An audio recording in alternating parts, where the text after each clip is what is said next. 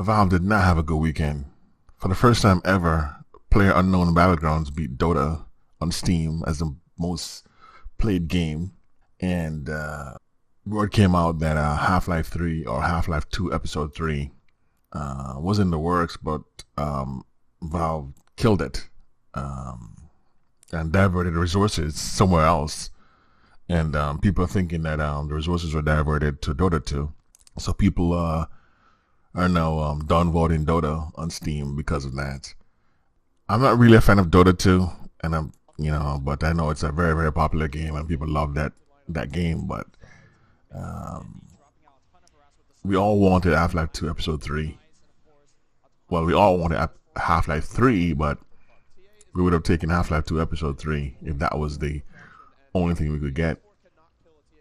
So if it's true that Valve diverted resources from Half-Life to make Dota, it would make sense because of the microtransactions. Dota is a much more profitable game than Half-Life could ever be because of all the keys and stuff that they sell in the game, all the skins and stuff like that they sell in Counter Strike. You'd understand why Valve would make those games a priority, because microtransactions are such much more valuable to a company like Valve than just make a one-off game and you sell it for $59.99 and you put it on discount and then that's it. But Dota has been around for years. Dota 2 has been around for years, and every time Valve releases new keys or box sets or whatever it is, they make a fortune off that. So I could see why they would divert resources to a game like Dota 2 versus a game like Half-Life.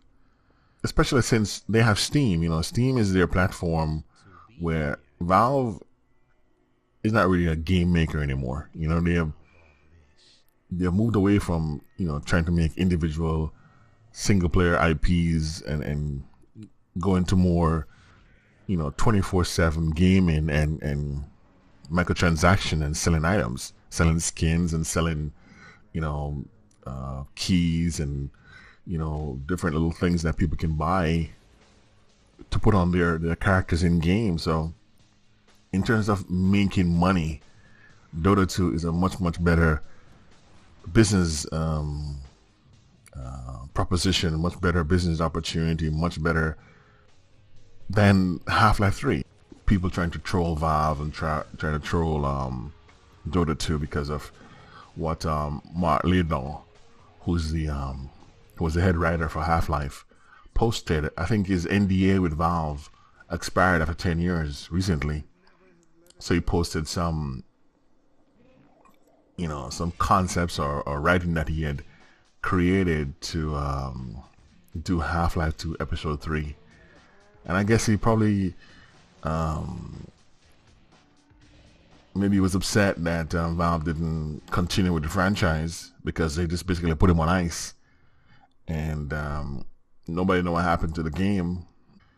I don't know anything about Mark Laidlaw other than he wrote Half-Life, right? So maybe that's his most famous work. I'm not sure, but Valve put him on ice and just came up with Dota 2 because, of course, it's better business. Valve made a business decision and they stuck with it, and it turned out to be right. Dota 2 is a much more valuable franchise than Half-Life.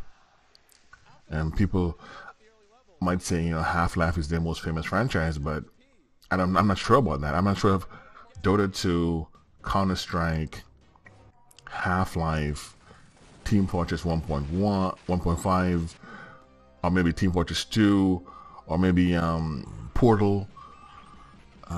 Which game is the most famous Valve game? Some might say it's Counter-Strike, some might say it's Dota 2, some might say it's Half-Life. I'm not sure which game is the most famous game. But the most profitable game is gotta be either Dota 2 or CSGO, right?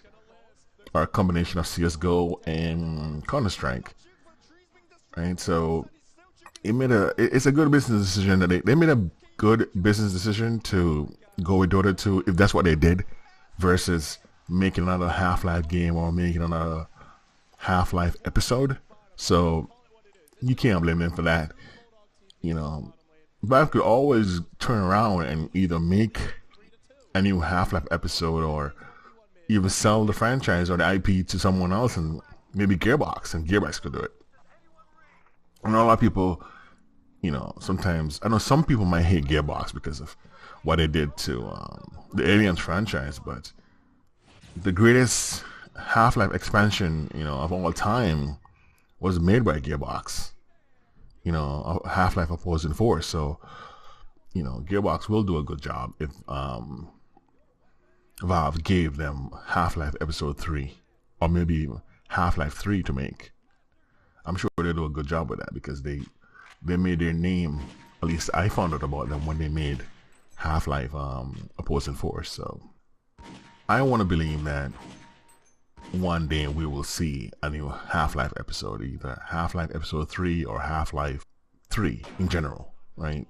I still have faith that it's going to come out, because wherever Gabe goes, or wherever, you know, whenever Valve shows up somewhere and try to make some kind of announcement, or Gabe sits on a panel, people always ask him about Half-Life. So he knows that people want the game.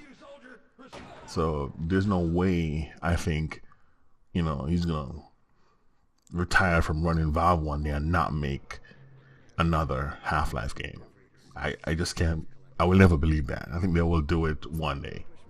So keep your fingers crossed that there will be a new Half-Life game sometime in the future. All right? What do you guys think?